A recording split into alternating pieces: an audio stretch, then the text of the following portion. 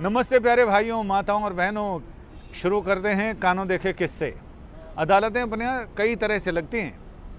शुरू में पंचायतें होती थी, शहर में आए तो अदालतों से परिचय हुआ। और अदालतें भी जो नॉर्मल अदालत चलती है वो तो सही है, थाना फौजदारी यानी दीवानी और फौजदारी।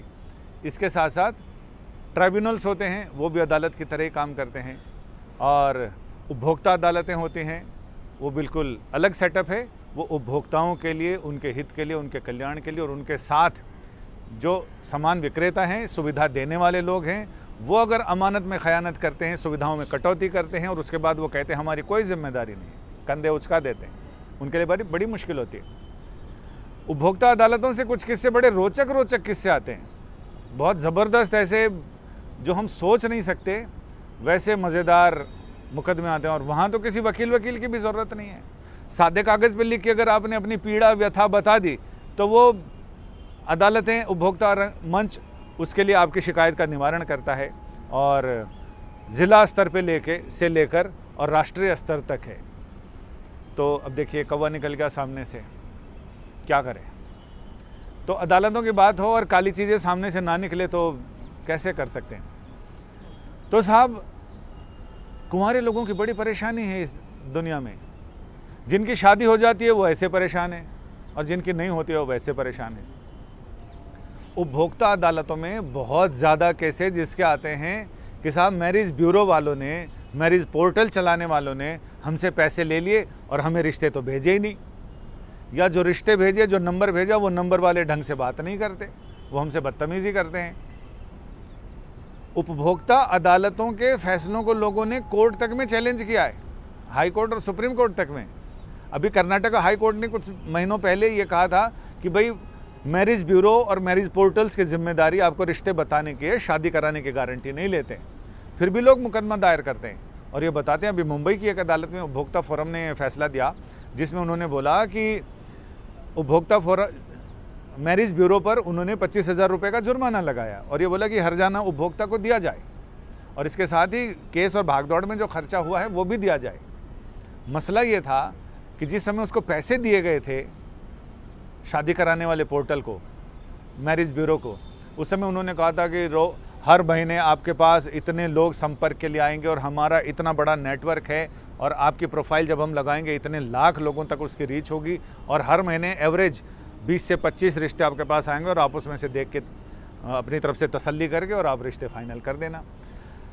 अब उस लेडी का ये कहना है कि जो इन्होंने बताया था वैसे रिश्ते तो आए नहीं साहब, वो कोई इक्का दुक्का लोग आए और जो आए वो भी बिल्कुल अल्टप्पू टाइप का मामला था। इन्होंने मैरिज ब्यूरो को बताया कि आपने पैसे ले लिए, अब आप देखो। मैरिज ब्यूरो वाले कुछ ना उनका फ़ोन उठाना बंद कर दिया और ना उनको कोई राहत दी, ना उनके लिए कोई रिड्रेस किया। इन्होंने उपभोक्ता अदालत में एक कागज़ पे लिख के और शिकायत दर्ज करा दी। अब शिकायत दर्ज हो गई, इसके बाद फिर अब मैरिज ब्यूरो को मुश्किलों का सामना करना पड़ रहा है क्योंकि नोटिस गया और नोटिस के बाद फिर वहाँ पर हाजिर हुई है और वहाँ उन्होंने अपनी तरफ से बहुत दलील दी, लेकिन मैरिज उपभोक्ता अदालत ने उनकी एक नहीं सुनी। ऐसे बहुत सारे मामले हैं जिसमें कई मामलों में तो ये हुआ कि रिश्ते आ गए, फिर शादी नहीं हुई तो लोग उपभोक्ता अदालत में चले गए। पैसे ले लीजिए, ब्याह तो हुआ नहीं लड़के का। अब लौंडे का ब्याह नहीं हुआ तो फिर कैसे होगा। उपभोक्ता अदालतों को, और फिर जब कोर्ट में मामला गया तो वहाँ ये बताना पड़ा, उनको ये कहना पड़ा कि ये सिर्फ रिश्ते लगाने की गारंटी है, रिश्ते आपके पास आएंगे, शादी कराने की गारंटी नहीं। वो आपके ऊपर है कि आप उसको कैसे हैंडल करते हैं और आप कैसे शादी के लिए अपनी शर्तों पर चीज़ें, बात मिलती है। ये सिर्फ आपको मिलाने का काम करेंगे, बात मिलाने का काम आपको करना है। तो ऐसे बहुत सारे दिलचस्प किस्से आते हैं, उन किस्सों को धीरे धीरे हम आपके साथ शेयर करेंगे क्योंकि अभी तो ये बम्बई का ये मामला आया जिसको देखकर हम भी बहुत देर हंसते रहे कि साहब इन्होंने सोचा होगा कि अब तो रिश्तों की बाढ़ आ जाएगी, हर महीने नए नए बढ़िया चेहरे देखने को मिलेंगे और ऐसा लगेगा कि साहब इनमें से कौन सा चुने। उन्होंने तो ये तक सोचा कि उनके लिए बहुत असमंजस की स्थिति हो जाएगी कि ये वाला लें या ये वाला लें, क्योंकि इतना बढ़िया, अब ये तो ऑप्शन तो बहुत बढ़िया था। जो विज्ञापन देखकर ख़रीदारी करने वाला अक्सर ठगा जाता है। आप लोगों ने जीवन में बहुत महसूस किया होगा और ये वन लाइनर बहुत ज़बरदस्त है। विज्ञापन देखने के बाद भी ठोक बजा के ज़रूर तसल्ली कर लें कि ये चीज़ कैसी है। बहुत सारे लोग, ऐसे अनुभवी लोग इस कार्यक्रम को देखने वालों में होंगे। जिन्होंने कई बार प्यार मोहब्बत कोका कोला में गलत नंबर डायल हो जाता है, और बरसों तक कोर्टशिप चलने के बाद, यानी प्यार मोहब्बत चलती है, और रिलेशन के बाद फिर जब शादी होती है उसके बाद कुछ ही दिनों में ऐसे मिट्टी के बर्तन सा रिश्ता टूट जाता है, जैसे बर्तन एक बार कांच का गिरे और उसके बाद फिर चकनाचूर हो जाए, एक जोर की झनकार होती है और इसका सब कुछ खामोश। ऐसा बहुत हुआ है। तो साहब विज्ञापन देखकर ख़रीदारी ना करें और पूरे तसल्ली करके ठोक बजा कर फिर रिश्ता करना चाहिए, क्योंकि मामला ज़िंदगी का होता है। कई बार माँ बाप भी उतावली में ये देख लेते हैं, जो विज्ञापन देखने के साथ ही कि ये तो इतना बढ़िया है। और हमारे यहाँ, मैं जिस इलाके से आता हूँ उसमें तो बहुत चीज़ें चलती हैं कि हई जे लौकता से अपने 12 बीघा में पौदीना रोपले बानी बकरिए चरे के खातिर, ये सारा जितना दिखाई दे रहा सब अपना खेत है। तो ये बहुत होता है।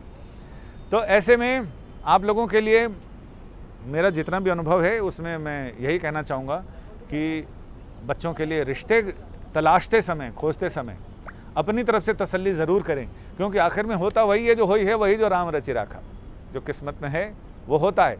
लेकिन हमें अपनी तरफ से ये गिला ना रह जाए, शिकवा ना रह जाए कि हमने अपनी तरफ से खोज पुछार की होती तो शायद आज ये दिन ना देखना पड़ता।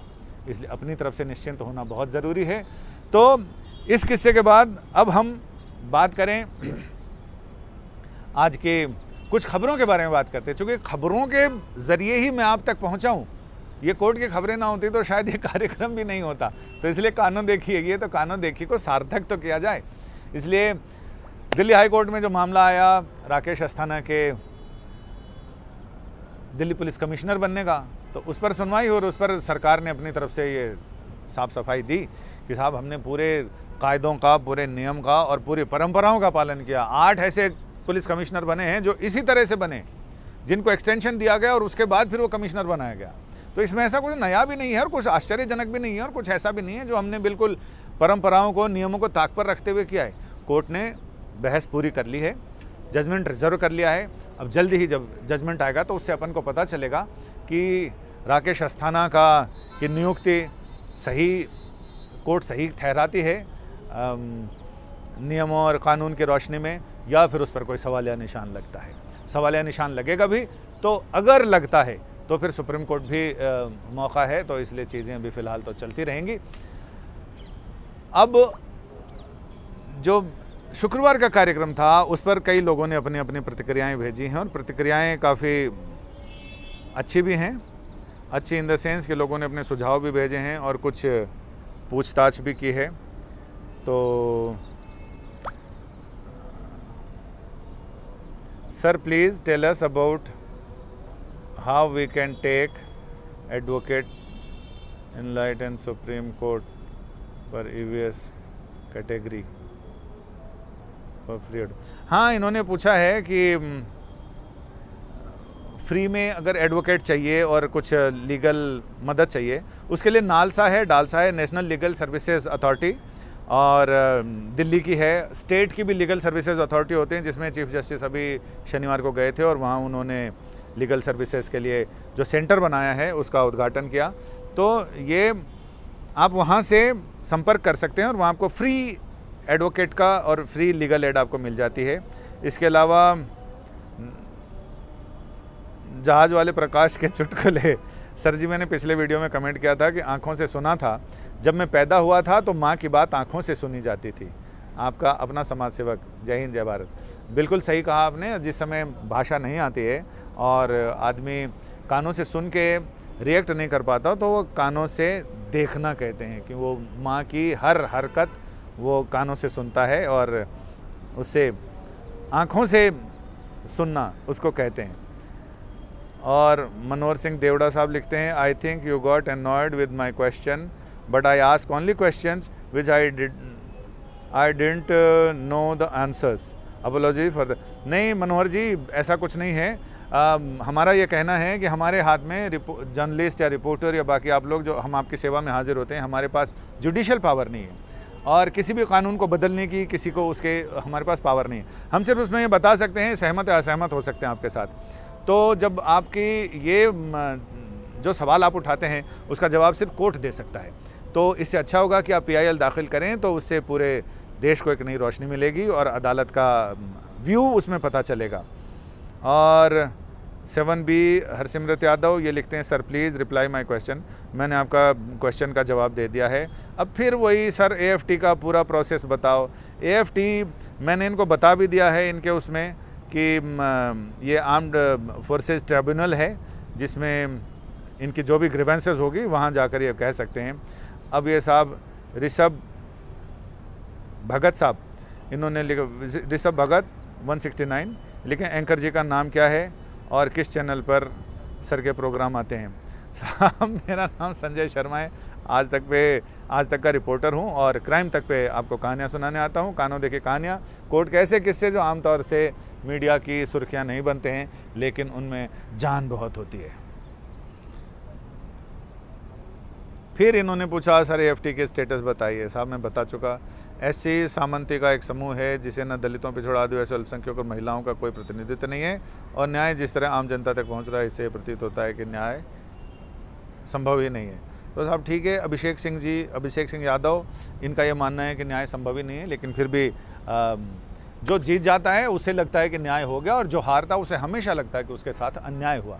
ये सिर्फ इसमें नहीं, हार जीत सिर्फ कोर्ट मुकदमे में नहीं, हम अपने जीवन के हर एक पहलू, हर एक क्षण में देखते हैं। जहाँ हमारी मनचाही हो गई तो हम कहते हैं कि हम जीत गए, और जहाँ मनचाही नहीं हुई वहाँ हम चीज़ों को दूसरों पर थोप भी देते हैं। और कई बार ऐसा होता है, लेकिन इसमें यह भी होता है कि कई बार चीज़ें या तो रिप्रेजेंट नहीं हो पाती कोर्ट में, या कोर्ट में भी कई बार चीज़ें जैसे बच्चा अदली बदली हो जाता है वैसे होता तो है। इससे हम बिल्कुल ये नहीं कह रहे कि नहीं होता है, कई बार चीज़ें सामने रखी जाती हैं लेकिन वो उस तरह से काम नहीं करती हैं। तो ये सारी चीज़ें, तो आपकी शिकायत अपनी जगह है और उस पर हम टिप्पणी तो नहीं करेंगे, लेकिन हाँ हम ये ज़रूर कहते हैं कि आप अपनी राय, अपनी सलाह, अपने मशवरा इस कार्यक्रम को लेकर ज़रूर हम तक पहुँचाइए। आपसे फिर मुलाकात करेंगे अगले समय। नमस्ते।